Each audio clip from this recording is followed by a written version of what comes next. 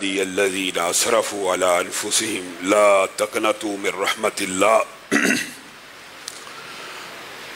معزز سامعین گرامی قدر، آج صبح جمعے میں اس بات کو شروع کیا تھا کہ رمضان کا مہینہ یہ درس بھی لے کے آتا ہے کہ بندہ اللہ رب العزت کی بارگاہ میں آ کے گڑ گڑائے، روئے، اپنے گناہوں کی توبہ کرے تاکہ اللہ رب العزت اسے جہنم سے آزاد کر دیں۔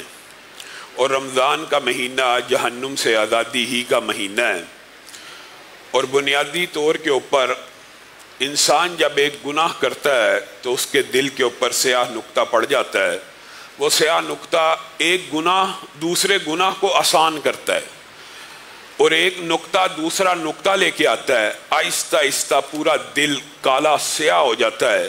اسی طرح ایک نیکی دوسری نیکی کو آسان کرتی ہے، ایک نیکی دوسری نیکی کا رستہ بھی دکھاتی ہے اور دوسری نیکی کو آسان بھی کر دیتی ہے۔ جس طرح گناہوں کو کھینچتے ہیں، نیکیاں نیکیوں کو کھینچتی ہیں۔ اسی وجہ سے کبھی کبھی گناہوں کی کثرت کی وجہ سے دل بیمار پڑ جاتے ہیں، فی قلوبہم مرض، مریض ہو جاتے ہیں، اور وہ مرض کئی مرتبہ اس حد تک بڑھ جاتا ہے کہ وہ مرض نفاق کی سٹیج پہ پہنچا دیتا ہے اور انسان کا ایمان ضائع ہونا شروع ہو جاتا ہے۔ فی قلوبہم زیغ، ان کے دلوں کے اندر کجی آنا شروع ہو جاتی ہے۔ کلا بل رانا، یہاں تک کہ دل زنگ آلود ہو جاتے ہیں۔ جب دل زنگ آلود ہو جاتے ہیں، یہ سارے کے سارے معاملات ہوتے گناہوں کی وجہ سے ہیں، اور آہستہ آہستہ ایمان دلوں سے نکلنا شروع ہو جاتا ہے، گناہ کے بعد گناہ، طریقی کے بعد طریقی، اندھیرے کے بعد اندھیرا بڑھتا چلا جاتا ہے، بڑھتا چلا جاتا ہے۔ دلوں کے اوپر مہریں لگ جاتی ہیں، دلوں کے اوپر قفل پڑ جاتے ہیں۔ افلا یتدبرون القرآن ام علی قلوب اقفالها، دل قفل، ایسے دل لاک ہو جاتے ہیں، اور یہ لاک اور یہ قفل اور یہ تالے کھولنے کی ایک ہی چابی ہے، اور وہ چابی استغفار ہے، وہ چابی توبہ ہے۔ بندہ توبہ کرتا ہے، تالا کھل گیا۔ یہاں تک کہ ایسی کیفیت بھی نعوذ باللہ آ جاتی ہے کہ حاتم اللہ علی قلوبہم، دلوں کے اوپر پھر اللہ تالوں کے بعد، آپ کے عام مشاہدے کی بات ہے، سمجھنے کی، غور و فکر صرف کرنے کی ضرورت ہے، قرآن کی آیات سمجھ آ جائیں گی۔ تالا لگتا ہے کئی مرتبہ، کسی دروازے کو تالا لگانے کے بعد محکمے والے آتے ہیں اور اس کے اوپر کیا لگا جاتے ہیں؟ سیل، مہر لگا دیتے ہیں کہ اب یہ کھلنے والا نہیں ہے۔ خاتم اللہ، اللہ بھی مہریں لگا دیتا ہے تالے لگانے کے بعد دلوں کے اوپر، اور وہ مہر بھی اگر کھلے گی کس سے کھلے گی؟ توبہ اور استغفار سے۔ لیکن اگر کوئی بندہ مہر کھولنے کی کوشش ہی نہیں کر رہا، تالے کھولنے کی کوشش ہی نہیں کر رہا، زنگ دور کرنے کی کوشش ہی نہیں کر رہا، کجی دور کرنے کی کوشش ہی نہیں کر رہا، دلوں کا نفاق ختم کرنے کی کوشش ہی نہیں کر رہا، ثم قست قلوبکم من بعد ذالک، پھر تمہارے دل پتھر ہو جائیں گے۔ صرف نام کو دل ہے، لیکن دل ایسا سخت ہے، ایسی قساوت قلبی ہے کہ ایمان کی باتیں دل پہ اثر نہیں کر رہی، نیکیوں کی طرف دل راغب نہیں ہو رہے، برائیوں کے پیچھے دل بھاگ رہے ہیں۔ اور یہ ساری کی ساری دلوں کی بیماریاں، اس کے لیے وہی نسخہ کیمی ہے، وہی دیرینہ بیماری، وہی نامحکمی دل کی، علاج اس کا وہی آب نشاط انگیز ہے ساقی۔ یہ قرآن پاک کے اندر علاج لکھا ہوا ہے۔ استغفار کرو، چند آنسوؤں کا نذرانہ پیش کر دو، اللہ کی بارگاہ میں آ جاؤ، تمہیں شیطان نے، ابلیس نے کیسا وسوسہ ڈالا، اور شیطان اور ابلیس ایسے وسوسے ڈالتا ہے۔ ایک نیکی چھڑواتا ہے تو دوسری نیکی کیسے چھڑواتا ہے؟ اور یار یہ تو میں کرتا نہیں تو اس کا کیا فائدہ، وہ تو میں کرتا نہیں تو اس کا کیا فائدہ، وہ تو میں کرتا نہیں تو اس کا کیا فائدہ، داڑھی تو رکھی نہیں، نماز کا کیا فائدہ۔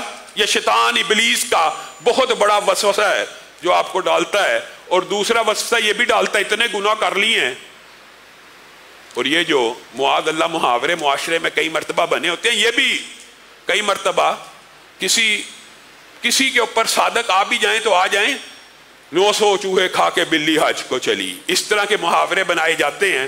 لو جی، یہ حقیقت ہے کہ لوگوں کو چکر دینے سے، لوگوں کو چکر پہ چکر دے کے خانہ کعبہ کے چکر کاٹنے سے گناہ معاف نہیں ہوتا، یہ بھی بات درست ہے، لیکن کیا گناہ معاف ہی نہیں ہوتے؟ یہ شیطان نے آپ کو مغالطہ ڈالا ہوا ہے. آج یہ مغالطہ کلیئر کرنے کی ضرورت ہے. شرح صدر سے آپ کو بتا رہا ہوں، آپ نے ساری زندگی علماء سے یہی سنا اور یہ حقیقت ہے. حقوق العباد معاف نہیں ہوتے معاف جب تک آپ اس کا حق واپس نہ لوٹائیں.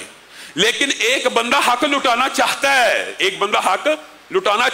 کیا اس کا بھی معاف نہیں ہوگا؟ یہ آپ کو شیطان نے وسوسہ ڈالا ہوا ہے. ایک بندہ کسی کو حق اس کا واپس دینا چاہتا ہے، اس کے پیسے حقیقت میں دل سے واپس دینا چاہتا ہے، اور ایسی صورت بن گئی ہے کہ واپس نہیں کر سکا یا اس کے وارثین نہیں، تو اب گناہ معاف ہی نہیں. یہ شیطان کا وسوسہ ہے.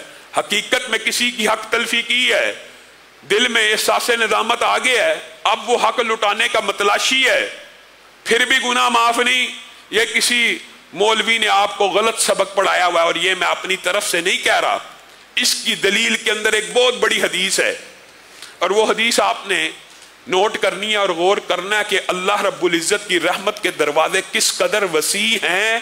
جس طرح حقوق اللہ بھی اللہ رب العزت معاف فرما دیتے ہیں، اسی طرح صدق نیت سے بندوں کا حق ادا کرنے کی نیت موجود ہو، کوشش ہو، صحیح ہو، تگو دو ہو، تو اللہ تعالیٰ وہ حقوق العباد بھی معاف فرما دیتے ہیں. یہاں تک کہ اس بندے کو اگر حق نہ بھی ملا ہو تو اللہ تعالیٰ کل قیامت کے دن اس بندے کو ایسے راضی کر دیں گے، اس بندے نے توبہ کر لی، اخلاص نیت سے کوشش کر لی، تگو دو کر لی، محنت کر لی، اب اس کے اوپر کوئی عذر باقی نہیں رہا. اللہ رب العزت ایسے حق کو ادا کرنے والے کے بارے میں کل قیامت کے دن کیا فرمائیں گے؟ اے میرے بندے، اس نے تیرا حق دینا ہے، جی ہاں میں اس سے ہاتھ لے کے چھوڑوں گا، میں اس کو نہیں معاف کروں گا. اس نے میرے فلاں وقت میں یہ گالی دی تھی، فلاں وقت میں اس نے میرا پیسہ لیا تھا، فلاں وقت میں اس نے میری غیبت کی تھی. اب میں یہ اس وقت انسان ایک ایک نیکی کے پیچھے بھاگ رہا ہوگا، کوئی بیوقوفی کوئی بھی نہیں چھوڑے گا. ہم جیسے بھی وہاں پہ پہنچ جائیں گے، کہنے والے سننے والے جتنے بیٹھے، ہم میں سے بھی کوئی وہاں پہ کسی کا حق نہیں چھوڑے گا. لیکن اللہ رب العزت کہے گا وہ دیکھو، وہ تو بڑا اونچا مقام ہے، وہ تو بہت بڑی نعمت ہے، ہاں اس حق کو معاف کرنے کے بدلے میں تجھے وہ ملے گا، یا حق لے لے یا وہ لے لے. یہ اس بندے کے لیے ہے جو حق صدق دل سے دینا چاہتا ہے. اور اس کی دلالت وہ حدیث کرتی ہے جو آپ سب نے سنی بھی ہے، مشہور حدیث ہے. وہ کیا ہے؟ اسی طرح کا وسوسہ ایک عالم نے ایک قاتل کو ڈال دیا تھا. 99 قتل کیے، لوگوں سے مشورہ کیا کیا میری توبہ ہو سکتی ہے؟ فلاں عالم کے پاس چلے جاؤ، اس سے مسئلہ پوچھو، شاید کوئی گنجائش نکل آئے. ہاں جی، مسئلہ پوچھا، 99 قتل کر کے آیا ہوں، بڑا ظالم ہوں. 99 قتل، 1 2 10 کی بات نہیں ہے، 99 بندوں کو قتل کر دیا ہے. حقوق العباد میں سب سے بڑی حق تلفی کسی کی جان لینا ہے. یہ بات بھی سمجھ لیجئے، سب سے بڑی حقوق العباد میں حق تلفی. مال لینا بھی جرم ہے، گالی دینا بھی جرم ہے، غیبت کرنا بھی جرم ہے، بہتان، الزام، لان تان، اتہام، یہ سب گناہ ہیں، حقوق العباد کے گناہ ہیں. لیکن ان میں سے سب سے بڑا گناہ حقوق العباد کا کیا ہے؟ کسی بندے کو قتل ہی کر دینا. اس سے بڑا حقوق العباد میں کسی بندے کی حق تلفی نہیں ہو سکتی کہ اس بندے کو قتل ہی کر دیا گیا، اور اس بندے کے اعمال کا سلسلہ ہی منقطع کر دیا گیا، اور اس بندے نے شاید توبہ کرنی ہو، اس کو موقع ہی نہیں دیا گیا، اور اس بندے نے شاید کوئی نیکی کرنی ہو، اس کو موقع ہی نہیں دیا گیا. عالم کے پاس پہنچ گیا، ہاں جی 99 قتل کیے، بڑا ظالم ہے، بڑا فاسق ہے، بڑا بے ایمان ہے، بڑا ایسے ہے وہ ہے، تجھے معافی نہیں مل سکتی. انسان کی نیچر ہی ایسی تھی، ہے ہی ظالم جابر قسم کا بندہ تھا. اس کو غصہ آ گیا، اگر معافی 99 سے نہیں ملنی تو تجھے بھی کر دیتا ہوں، 100 پورا سینچری پوری کر دیتا ہوں، ایک اور کرنے سے کیا فرق پڑ جائے گا. لیکن جیسے قتل کیا پھر نادم ہو گیا. پہلے 99 معاف کروانا چاہتا تھا، اب ایک عالم کے ہاتھ خون سے بھی ہاتھ رنگے گئے ہیں، اب تو میں بہت بڑا شقی القلب ہو گیا ہوں، میری انتہا ہو گئی ہے. پھر مشورے کرنے لگا، کہا اس سے بڑا ایک عالم ہے فلاں علاقے میں، چلا جا اس سے مشورہ کر.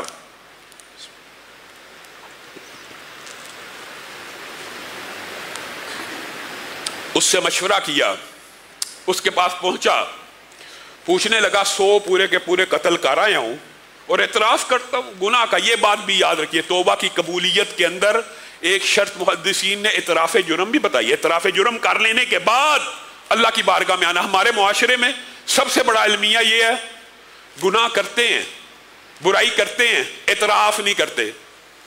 موسیقی سنتے ہیں, جی موسیقی گناہ ہی نہیں, اعتراف ہی نہیں گناہ کا. شرک و بدعت کے چکر میں پڑے ہوئے ہیں, شرک و بدعت گناہ ہی نہیں لگتا. جب گناہ ہی نہیں لگتا تو توبہ کی توفیق ہی نہیں ملتی. جب اعتراف ہی نہیں, جب تک بندہ اعتراف کا حوصلہ دل میں پیدا نہیں کرتا اور گناہ کو گناہ نہیں سمجھتا, پھر توبہ کی توفیق بھی نہیں ملتی. کہنے لگا اب میری توبہ ہو جائے گی, سچے دل سے نادم ہے. ہاں سچے دل سے نادم ہوں, واقعی توبہ کرنا چاہتا ہے.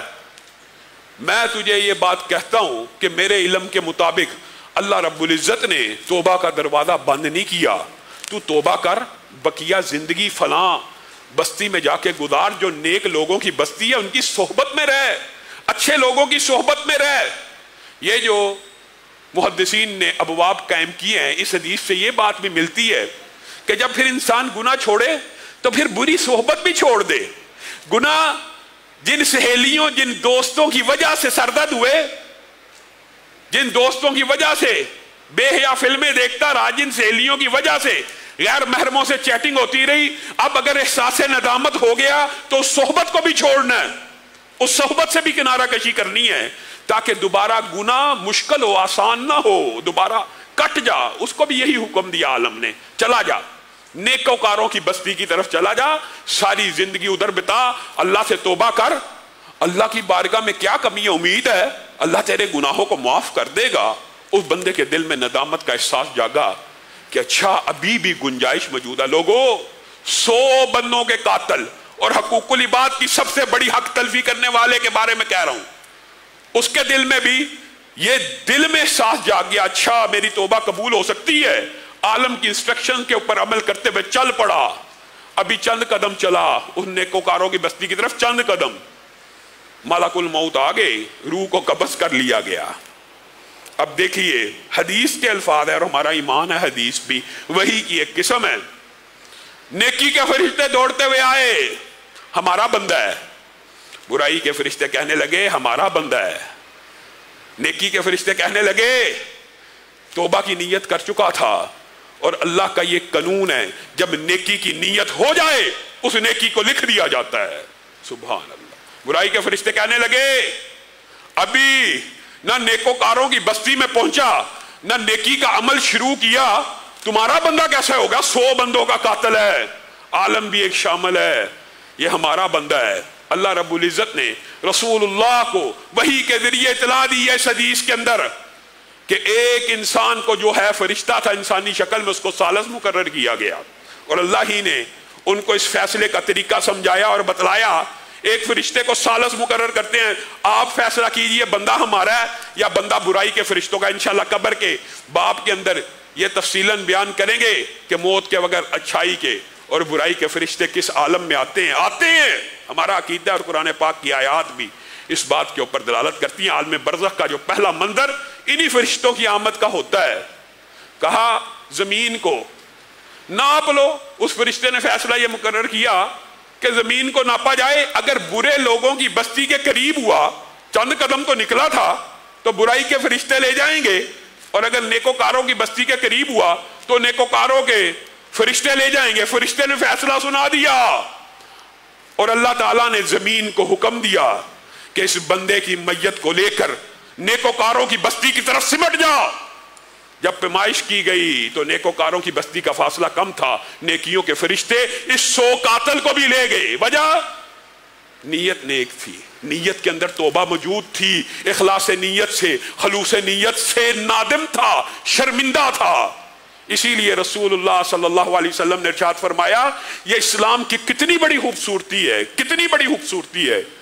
بندہ ایک نیکی کا خیال سوچتا ہے, خیال کی بات ہو رہی ہے.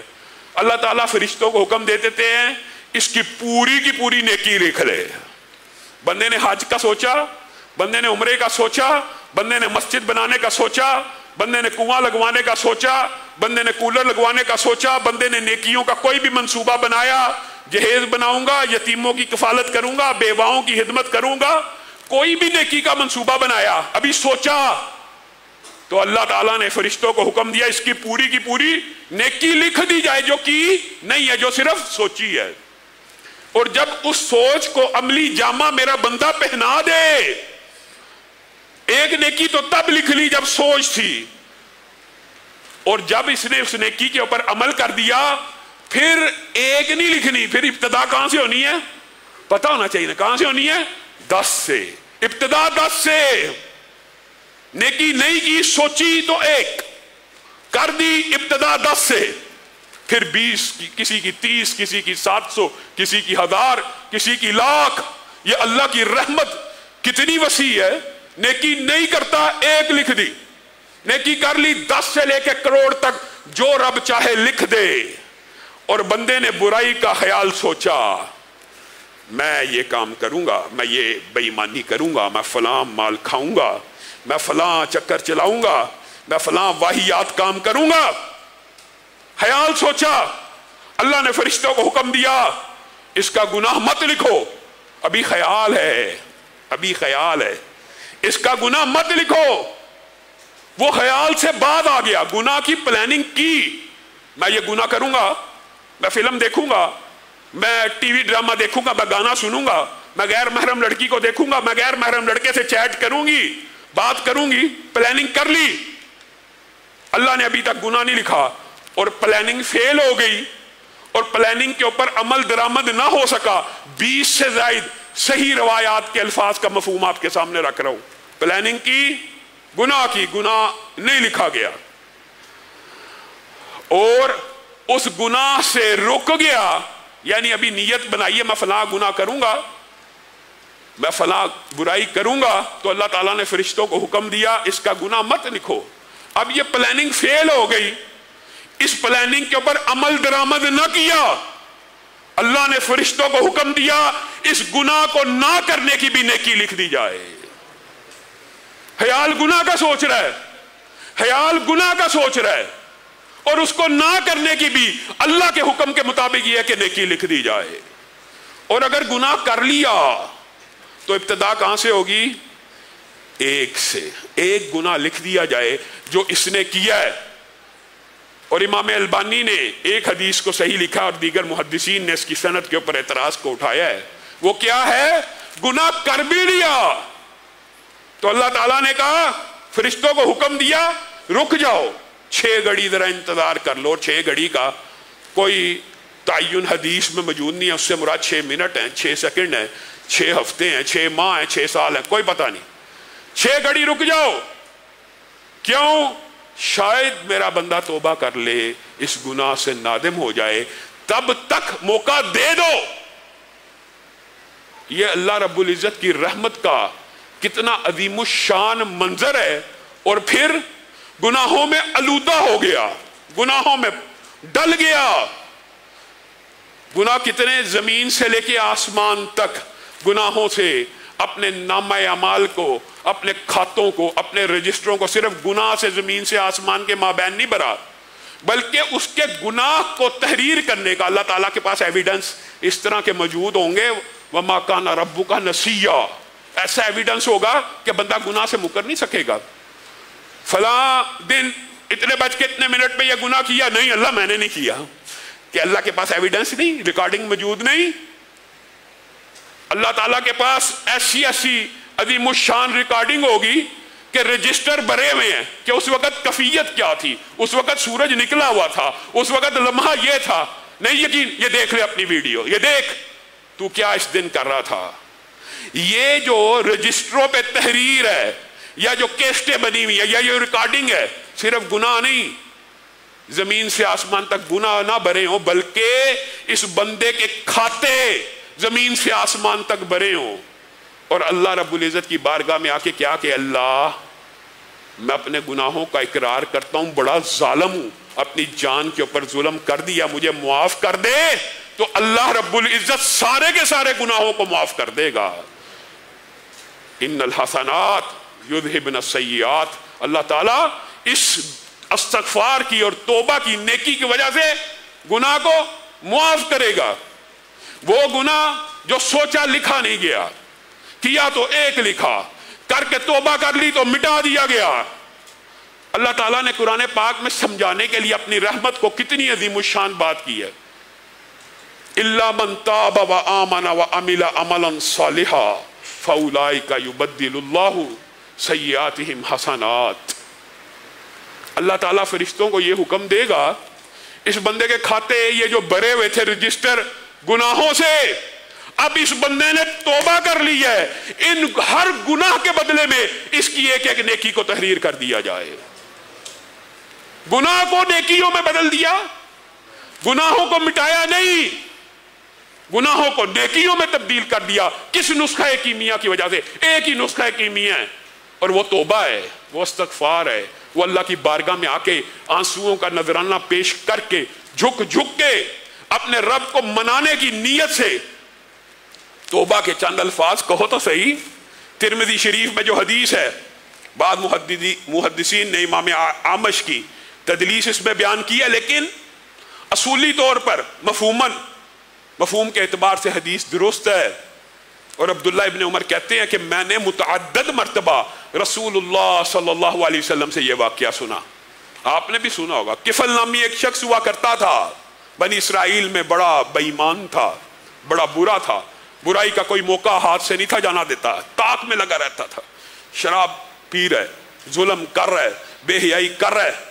ایک مجبور عورت اس کے پاس آ گئی، اس نے کہا 60 دینار کی ضرورت ہے۔ کہا 60 دینار تو میں دوں گا، اپنی عزت کو میرے حوالے کر دے۔ اس عورت کے گھر پتہ نہیں کیسی مجبوری تھی، اس نے اس مجبوری کے تحت کفل سے یہ سودا کر لیا۔ کفل نے سارا معاملہ سر انجام پانے کے بعد، معاہدہ طے پانے کے بعد اس عمل کی طرف ہاتھ کو بڑھایا تو وہ عورت، مجبور اور بے بس عورت، کانپنے لگی، تھر تھرانے لگی، کہنے لگا روتی کیوں ہے، گھبراتی کیوں ہے، کانپتی کیوں ہے؟ میں تیرے پہ ظلم تو نہیں کر رہا، میں تیرے پہ زیادتی تو نہیں کر رہا، میں تیرے پہ جبر اور تشدد تو نہیں کر رہا، ہمارا ایک ایگریمنٹ ہوا ہے، معاہدہ ہوا ہے، لین دین ہوا ہے، کنٹریکٹ ہوا ہے، 60 دینار دے رہا ہوں اور اس کے بدلے میں تیرے ساتھ تعلق قائم کر رہا ہوں۔ کہنے لگی بات یہ نہیں ہے، بات یہ ہے کہ تجھے کیا پتا میرے گھر کیسی مجبوری ہے، اور میں اپنے رب سے ڈرتی ہوں، ہے مجبور ہوں، بے بس ہوں، میری عزت کو، میرے احترام کو، میرے پردے کو کسی غیر محرم نے آج تک نہیں دیکھا۔ آج ایسی بے بس اور بے کس ہو گئی ہوں کہ غیر محرم کے ہاتھ پہ اپنی عزت کو نیلام کر رہی ہوں، اگرچہ مجبور ہوں، کانپ رہی ہوں اللہ کے خوف سے، اللہ کو کیا منہ دکھاؤں گی۔ کفل کے دل پہ اس عورت کے یہ چند جملے کیسے ٹوٹے، کیسے دل کی دنیا بدلی کہ عورت مجبور بھی ہے، عورت بے بس بھی ہے، عورت بے کس بھی ہے، پھر بھی اپنے رب کے سامنے کھڑے ہونے سے ڈر رہی ہے۔ اے کفل، تو تو مجبور بھی نہیں تھا، تو تو بے بس بھی نہیں تھا، تو تو سینکڑوں لوگوں کی عزتوں سے کھیلتا رہا، مال کھاتا رہا، شراب پیتا رہا، بچیوں کی عزتوں کو لوٹتا رہا۔ ایک عورت مجبور و بے بس اپنے رب سے ڈر رہی ہے، کفل تجھے کیا ہوا؟ اگلے دن صبح بڑا ٹائم بیت گیا، لوگ کہنے لگے کفل کہاں ہے، کفل کو ڈھونڈا جائے۔ کہا شراب کے نشے میں دھت پڑا ہوگا اپنے گھر کے اندر، ابھی آ جائے گا اٹھ کے بے ایمان۔ جب کافی دیر تک وہ نہ آیا تو لوگ اس کے گھر کے دروازے پہ پہنچے، اور اللہ رب العزت نے آپ کو اور مجھے رہتی دنیا تک یہ پیغام پہنچانا مقصود اور مطلوب تھا۔ ان اللہ قد غفر الکفلا، کفل کی زندگی میں ایک رات ایسی آئی تھی کہ جس کے اندر اس نے ندامت کے 2 آنسو بہا دیے تھے اور اپنے رب کے سامنے گڑ گڑا اٹھا تھا، اور اسی رات فرشتے نے اس کی روح کو قبض کر دیا تھا۔ اے لوگو دیکھ لو، تمہارے رب نے اس کفل کے گناہوں کو بھی معاف کر دیا۔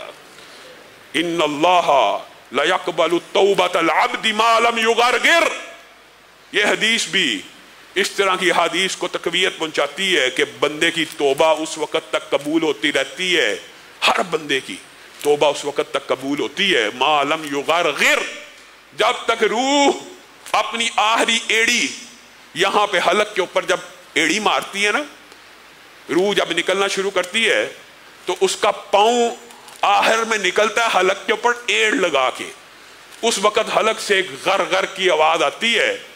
تو رسول اللہ صلی اللہ علیہ وسلم نے آپ کو اور مجھے یہ خوشخبری سنائی ہے کہ اللہ تعالیٰ نے بندے کے لیے توبہ کا دروازہ اس وقت تک کھولا ہوا ہے جب تک روح جسم میں موجود ہے۔ اللہ رب العزت جو کہا گیا، جو سنا گیا، اس کو سمجھنے کی توفیق عنایت فرمائے۔ سبحان ربک رب العزت عما